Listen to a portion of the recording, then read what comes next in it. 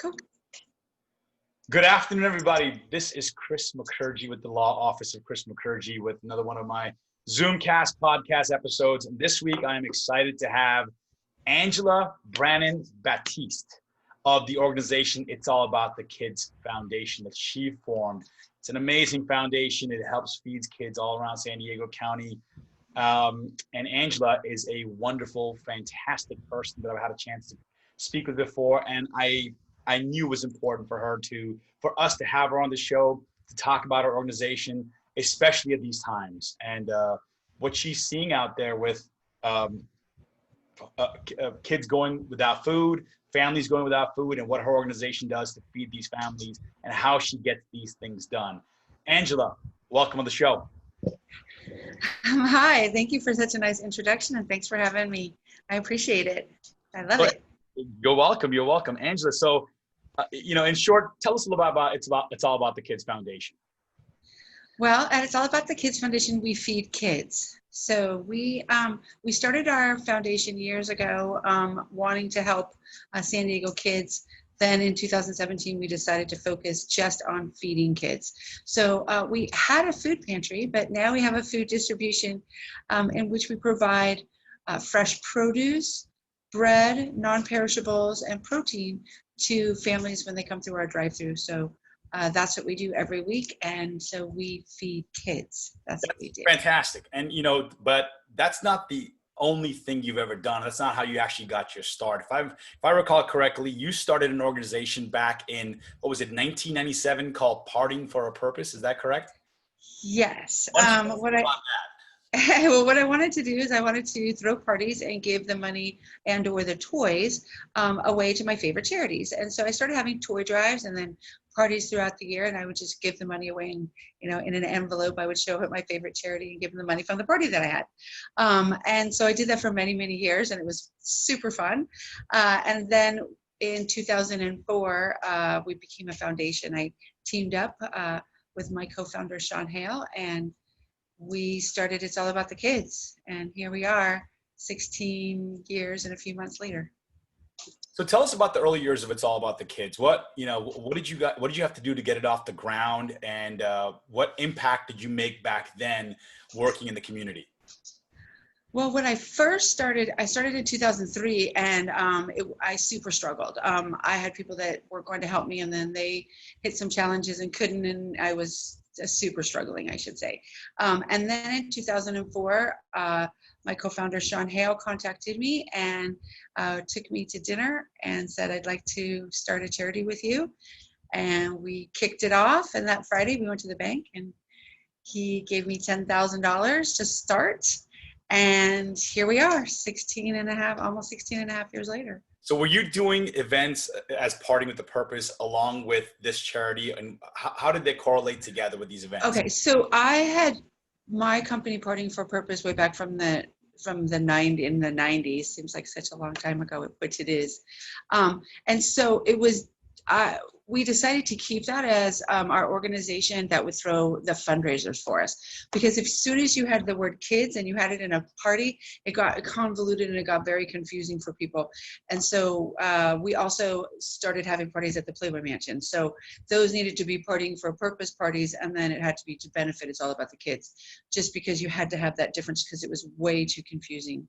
And we wanted to make sure that our message was clear that Partying for a Purpose is the one that was having the parties. So you were throwing that's events. That's my company. Gotcha. So you were throwing events at the Playboy Mansion for a certain amount of time, raising funds to benefit It's All About the Kids. Is that correct? Yeah, it was our major fundraiser from 2004 through 2012. So that's where the bulk of the money came from. I would work for 6 months on the party, but I also mentored high school teenagers. We also had all kinds of events for kids of the different charities that we helped. So I was doing like 2 different lives. So one minute I was throwing a party at the Playboy Mansion. The next minute, I was taking kids to the Charger games each Sunday. So it was an exciting time, and it was fantastically fun. And then things changed in 2012. What changed? Well, Playboy sold, the Playboy Corporation sold the Playboy Mansion to a hedge fund, and they decided they were going to have parties, but they weren't going to have parties. And they put the conditions so stringent and so crazy that we turned down a party and said, no, we wouldn't do it. And then that was it. They decided no more fundraisers. So it was a tough year. We had to pivot, and I had to start having parties. I had a party up in Rancho Santa Fe, had a big mansion up there. And then we started to just have them all over town. And then we settled back down into downtown again to have fundraisers and parties. So once you stopped having these events at the Playboy Mansion, what other avenues have you been able to utilize to help raise funds for your organization? Well, it was tough. I mean, it was super hard because that was a big chunk of money. So I had to kind of grassroots and do a lot of peer-to-peer fundraising. Also, I just had to have sometimes more parties, and I had to do more begging because we were doing a lot of great things at that time. But that's when in 2000, I mean, after a few years of a lot of begging, and then in 2017, we decided just to focus on one thing, and that was food, and then that's just taken off. What was the trigger that led to you just saying, hey, look, I'm going to, instead of doing everything that you were doing, what was the trigger? Well, I have to credit Greg Reed. I went to talk to him because I wanted his help in getting some backpacks. And I was excited because I had gotten an appointment with him just because, I mean, I knew him from way back in the day. And so he said, well, you do backpacks, so what else do you do? And I like rattled off all these things that I did. And he was like, you do too many things. And he's like, I don't know how to help you. So, and I know you're succeeding at each one, but pick one thing and kick ass, he said, but sorry.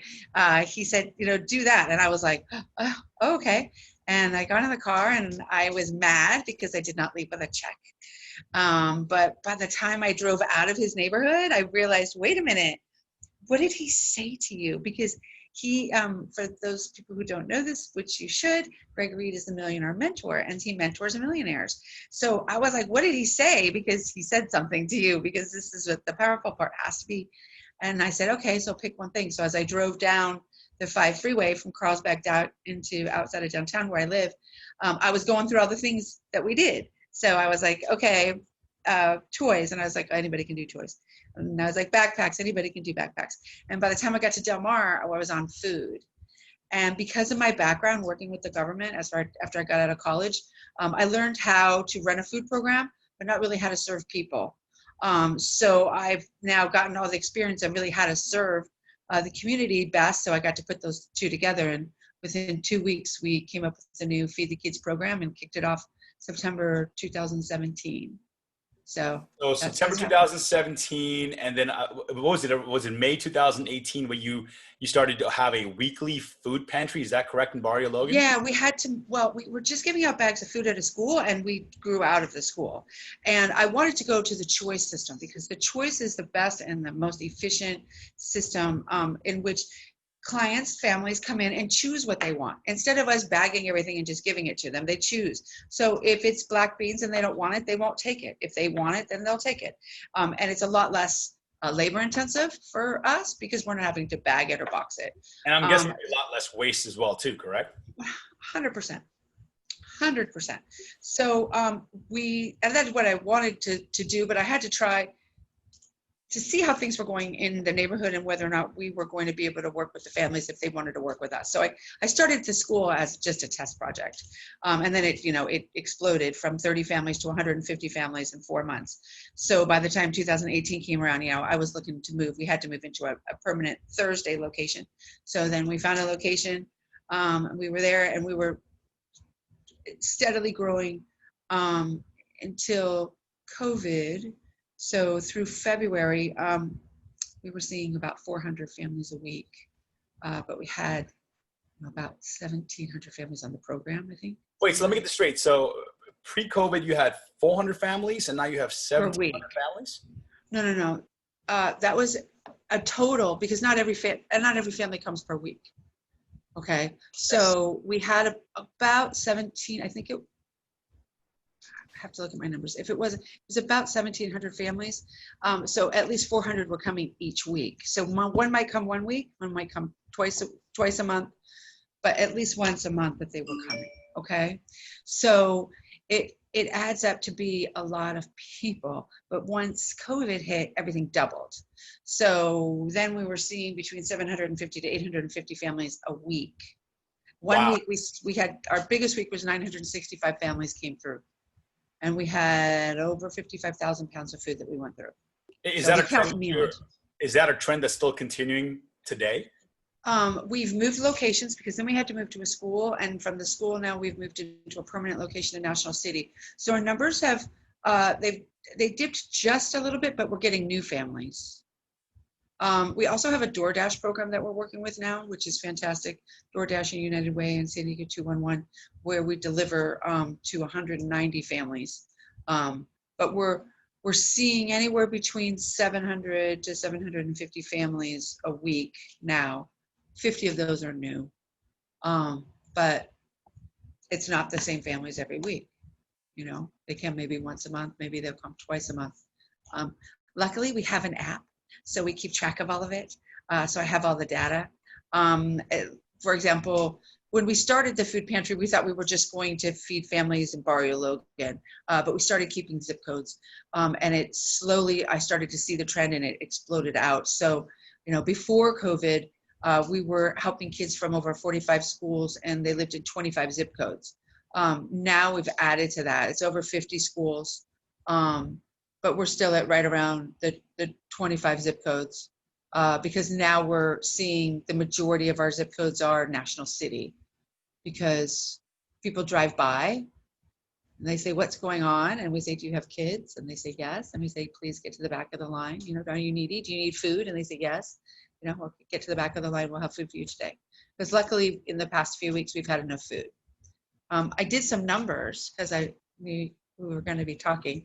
So since we started the program in September 2017 until last week, last week, 1,775,969 meals have been provided to San Diego kids. So if we continue on this trend, we hit the 1 million mark in April, and we're going to hit the 2 million mark by January. And a meal is a pound of food. And we feel that we give absolutely fantastically nutritious pounds of food because we give so much fresh produce. So they're really getting a lot of really good food. Angela, how are you, with everything going on today, how are you fundraising now? I'm still begging. I'm writing grants with the help of Amber Esparza of Pushpins Media. She's an honorary board member, and she does all the magic and makes it all sound amazing. So we're writing, you know, we're trying to win some grants, and we have amazing cause marketing partnerships. That's the monthly donations and the bread and butter. Can you describe what cause marketing is? Okay, so cause marketing is when a company decides that they're going to give a portion of their proceeds to a charity in some sort of a campaign. So it kind of all started back with Tom's shoes. Remember those? Where you bought a pair of shoes and they donated a pair of shoes. Okay, so they kind of started the whole one-to-one. So we have been very, very, very fortunate to have companies around town that when you buy something, then they donate a meal to us. So they're giving us monthly donations. Okay, so like the fish shop, so PB Fish Shop and Sneezes Fish Shop and Point Loma Fish Shop, when you buy a mahi elote taco, it's all about the kids taco, and you buy one of those tacos, they donate a meal. So we've just been running numbers. I think there's over 4,000 for this year that they've donated, even through COVID and when they were closed. You know, they still came back immediately and started donating, which I would never expect. And just, you know, they're super generous people. So that's cause marketing things that we have. You know, we've got all kinds of stuff. The last time we chatted, you mentioned something very unique, and I was so impressed by it. It was your concept called a solar pantry. Yeah. Tell me about the solar pantry. Okay, so when we had the food pantry, we didn't have storage. And so at the end of every week, it was super scary because we would know if we would have enough food or not. Sometimes we would still have some canned goods. We had nowhere to put it. It was just a challenge. So of course, when hit by a challenge, I problem solved. And I love shipping containers. I think they're super cool. So I came with this idea that why couldn't I have a shipping container that was solar powered, because I couldn't afford for the shipping container to be refrigerated and it to like plug in to the power. There's no way, because I know that the electric bill would go crazy and I would get tons of trouble. So I was like, well, why don't we do solar? Because it's been super hot out and I love solar. So because I've learned that when you don't know how to do something, you don't try to figure it out on your own, you go and find experts.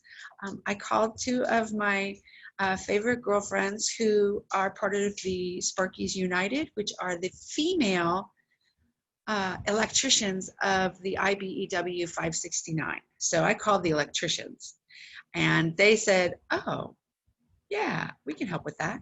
And so I worked with Steve Stepp of IBEW 569 and came up with plans, went through many different changes. They granted us some money. And so it's a 20-foot shipping container. And a quarter of it is dry, because that's where we store like tables and crates and things like that, but it's also where the batteries and the mechanical things are. And then the other 3/4 of it, the insulation workers insulated it, and then they attached it with Baker Electric, gave us a grant, and we have solar on the roof. So there's an AC unit on the inside. We just put a new attachment onto it, and so not only now, before it went to about 55 degrees, now it'll go to freezing. So we can store. Preserve these foods for a long time, so it's not gonna waste. You're not worried about Right, right. So if I get it, say that I get a donation on Tuesday, I can take it now because I can put it in the solar pantry. Or say that I have too much of something, but I have people that I can give it to on Friday, I can distribute to, then I can keep it overnight. But usually it's because I can get it before. Okay, so I can get it in advance and I have something to store. So it's been wonderful. And so, you know, it was an ongoing process, and it's wrapped with all of the logos of all of the fantastic sponsors who helped us get there, who I call partners, not sponsors, but they're our partners. So yeah, it was super cool. And now we're gonna move it because it's gotta go from the old location to the new location. And we're gonna use it pretty much as a freezer because we can. So we'll be able to get other items that are very expensive, like an entire pallet of chicken I could get now, which we could then throw right in the solar pantry, and then we can. So, is your plan to have these pantries in different neighborhoods? Well, the goal when we kicked off 2020 was for us to work with other nonprofits, and if they had a parking lot and they had a small food program, I was going to help them develop into a bigger food program and then help them raise money with cause marketing in their neighborhoods into having a solar pantry, because you can actually distribute right out of it. Because you could just open it up and take the food out, and say that it got delivered in the morning and you distribute in the afternoon. You could just take it out and distribute right out of that in a parking lot. So the goal was to work with other charities and help them, because they could use our app, and then they could also have the solar pantry. But then COVID came and kind of threw a wrench into my whole plan of putting solar pantries all over San Diego, but that was just for 2020. So the goal is back on for 2021 to be able to share our solar pantries, just because we think they're pretty fantastic. And we want them to be, I don't want everyone in San Diego to come to our food pantry. Okay, we can't handle that. We don't want people traveling from all these zip codes outside. We'd rather put these solar pantries in those neighborhoods so they don't have to travel so far. Because those are the food deserts that they live in, or they can't afford food, which is, as we spoke before, the last thing that you buy when you're on a fixed income is food. So that's sad. That's really sad to think about that, right? So with these food pantries, have you seen a change in the type of food you're getting, or the amount of food you're getting? It's been kind of up and down. I'm super grateful to the San Diego Food Bank, because we get the bulk of our food from them, and we've been getting, produce consistently, and we've been super lucky because it's been coming boxed, so we don't have to box it or bag it. because now, we're doing 700. We asked for at least 750 of everything, and that's 7 pallets to 11 to 12 to 13 pallets of something, depending on how many on each pallet. So it's a semi truck or 2 smaller trucks of food that come that we then have to divide up and then give out. But I'm seeing not as much of a variety in the non-perishables. So now my job is to, now that we've moved and getting the distribution online, my job is to now go and reach out directly to manufacturers.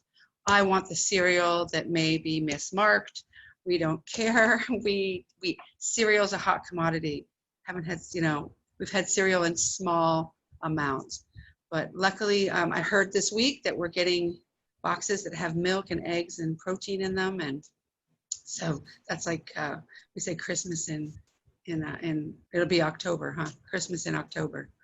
Angela, so for people that are listening to this and they want to help out, what's the best way for them to help out? And I remember when you and I spoke about it last time, you said donating food isn't the best way because you can get food for significantly cheaper. So what are the different levels and layers that people can assist you with? Well, it depends on what their capability and what they want to do. We always need volunteers on Thursdays. We also need donations because that's the best way for us to use our dollars. Because we do have some fees from the San Diego Food Bank, and also we will have some transportation costs. So that's what donations go for. They also go to help us keep the distributions going. So, the San Diego Food Bank is amazing. We get fresh fruits and vegetables and bread free from them. So that's fantastic. But there's all kinds of other costs that we have. We have rent, and not everything is free. T-Mobile, we have a wonderful bill with them because we need Wi-Fi as we're out on the street checking in all the families, So donations are fantastic, but also sharing about us. I think sometimes people sharing our posts and telling their friends about us or doing peer-to-peer fundraising. We did Operation Birthday Cake, where instead of asking for presents for your birthday, you ask people to donate to our charity. So we help people put together little fundraisers.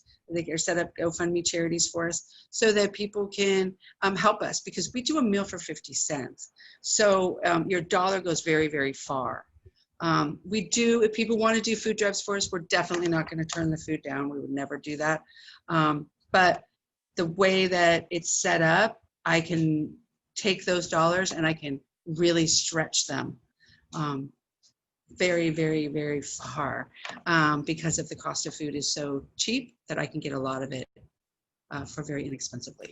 So let's talk about the families. So if there are families out there that are listening that need help, how do they get a hold of you, or how do they get a hold of your app? What is your app? Well, what we want them to do is each week we don't know how much food that we're going to actually have, but we always try to serve all the people that come. We just figure it out. So they can come to our food distributions, and those are on Thursdays from 2 to 6 in National City. We want them to go to our website and click on Food Pantry, because that's going to give them all the information that they need. Right now, we were asking for teachers to recommend families, but really and truly want to help as many families as we can right now. There's also a food distribution on Friday at our same location through Murphy's Produce for Purpose. So we also can share some of our families on Friday too. So that's a food distribution that people can come as well from 12 to 3. I'm going to put this information at the bottom anyways in the information section, but Angela, can you tell them what is your website that you would like them to go to? It's allaboutthekids.org. And as far as the app, what is the name of the app? Well, the app is only ours. So gotcha.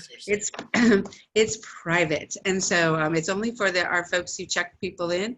And that allows us to track all of our data. I see. So we used to have one that was created for us from UCSD, but now we have a new one that one of our new fantastic volunteers, Monica, and her company put together for us. So.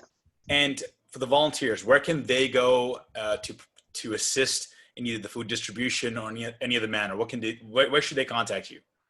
Go to the website and then click on volunteer, and then there's all the information there, and from there they'll click on register, and so they can see the different times that they can sign up for and the different days, because we're going near the holidays, so we're going to need help on the Wednesday before Thanksgiving, because we'll be giving out food to make sure the families get food for Thanksgiving. And then of course the holidays fall on Thursdays and Fridays again, so we're going to be giving out on the Wednesday before Christmas and then the Wednesday before New Year's, to make sure that everybody gets food. And if people want to donate, that's the website they would go to donate. Yep, go to the website. We have our GoFundMe that's up. So people can see how much has been donated there, and they can check our progress and see all the amazing things that we're doing and how we're feeding more and more families every week. So and once again, I'm going to put the website in the link below, but just for the people that are listening, the website is it'sallaboutthekids.org, and you can go on this website. You can read about the organization. You can read about, how it was formed. You can donate here. You can read about the food pantries. You can volunteer to the website as well too.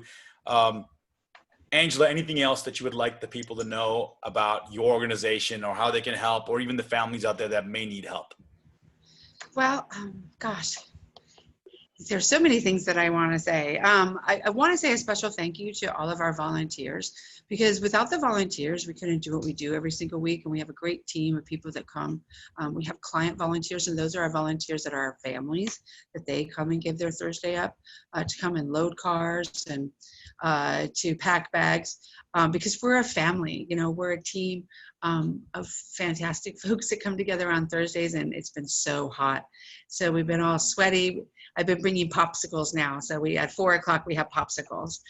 We have break everything, stop the cars. We're eating a popsicle. Everybody can just wait for 2 minutes, because we have to eat it real fast, because it'll melt. It's been so hot. But also I want to say thank you to our partners. The partners are the people and our supporters. Those are people that help us and enable us to continue to keep the food pantry open.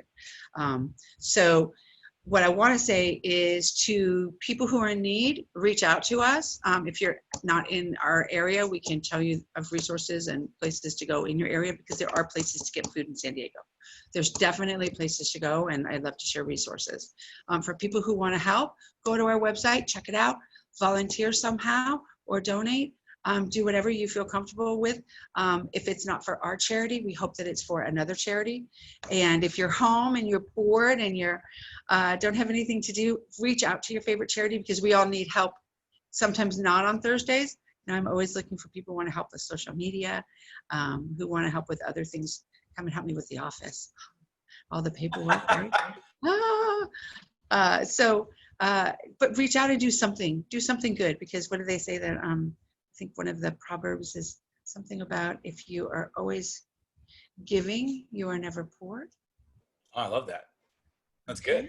And also on your website, I see the long list of your partners out there that have assisted in this process. And obviously we're thankful with them to provide for your great organization. And Angela, I want to thank you for being on here and, educating the people on your organization. And I really hope that we're able to get more volunteers out there for you. I'm really hoping that we can get more donations out there for you. And for the families out there that need help during this time or any time, reach out to Angela, reach out to the organization. A wonderful person. Once again, the website is it'sallaboutthekids.org. Go on there, read about Angela, read about the organization, do what you can to help us out. And Angela, thank you for what you do. Thank you for being on today. And I look forward to hearing more about the growth of your organization. Well, thank you so much for having me and letting me share my story and of craziness with everybody, and share what we do, because if it wasn't for people like you, I wouldn't be able to talk about what we do, and we wouldn't be able to continue to succeed in San Diego and help feed kids. So thank you, and I hope to see you soon in person. You will. I'll be out there. I promise you. I'll definitely get out there. And it's such a great. It's a good workout too. Everybody's I bet it is. buff. I bet it is. Yeah, You look like you're in great shape yourself, there, Angela. So I can tell that. But perfect. I greatly appreciate that. I greatly appreciate you being on here. We need more people like you out there. Especially during these times. To see. I saw the line of cars waiting out there. I had a friend of mine who posted a picture and a video, and I saw the line of cars waiting out there, and I was shocked. I didn't connect the two dots till we actually had a conversation on the phone. We call it the in and out. We call it the in and out. Exactly. It's a We call it the In-N-Out burger line because it never ends. Like, so my volunteers would be like, "Oh, okay, there's no more cars," and I was like, "Look," and they're like, oh, "There's more. Where do the cars come from?" And I was like, "They keep coming and they keep coming," and we just laugh about it, and that's why we have to have ice cream at 4. I get that. And Angela, you're an amazing person. Thank you so much for being on, and I wish you the best of luck, and I can't wait to hear more about the growth of your organization and these solar pantries. I can't wait to see them all over the place. Solar pantries, and maybe I'll come back on when we get the 2 million. I love it. The 2 million meals, I'll come back on and tell you more about stuff. Okay, cool. Thank you, Angela. You take care and have a good day. Thank you. You too.